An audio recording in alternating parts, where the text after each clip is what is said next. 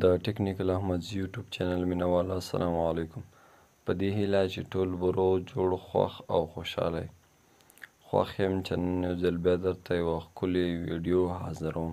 اوس د دې حاجت نشته چې په ټیک ټاک کې دې مونږ ته څوک بدرد کنځلې یا هم داسې څه لیکل وکړي چې هغه زمونږ نه خوښیږي او هغه دې مونږ بلاک کړو. ویډیو له اپلوډ څخه مخکې یو سیټینګ دی هغه ترسره کړئ، نو له هغې وروسته به دا حاجت نه وي چې تاسو مقابل شخص چې دی هغه بلاک کړئ. د ټیک ټاک کمپنۍ به هغه ته دا اجازه نه ورکوي چې هغه تاسو ته هغه کمنټ وکړي. د دې لپاره به لومړی راشئ ټیک ټاک به راخلاص کړئ.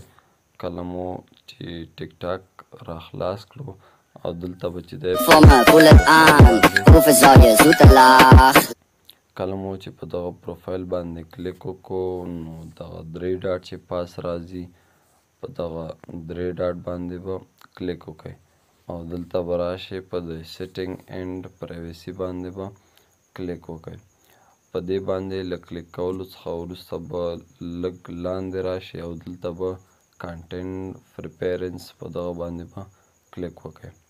دغلته چې د واچ هسټري نه لاندې لیکلي کانټینټ پریفرنس په دغه یو باندې به کلیک وکړئ او دلته به په دغه ځای باندې کلیک واخلئ. کله مو چې کلیک وکړو له هغې وروسته دلته لاندې اډ کی ورډز په دغه ځای باندې به کلیک وکړئ. له هغې وروسته به هغه خبرې تاسو دلته ورته ولیکئ کومې وي چې تاسو نه غواړئ تاسو ته څوک په کمنټ کې وکړي. مثلا زه یو څو مثالونه ورته لیکم. مثال په طور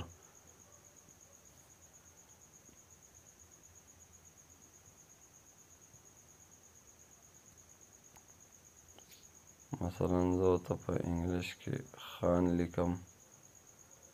جان ورته سپیس چې دی دغه سپیس په منځ کې نه اخلي نو تاسو به چې دی کاماز استعمالوئ. مثلا ما دا استعمال کړو خان جان ډونه.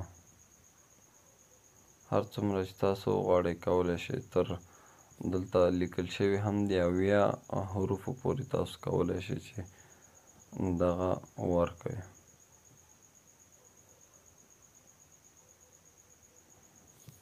بس زه غواړم همدومره ورکړم. له هغې وروسته به راشئ په دغه فار یو چې دی په دغې باندې به کلیک وکړئ. کله مو چې په دې باندې کلیک وکړو پاس چې سیف لیکل شوی دی په دې سیف باندې به کلیک وکړئ.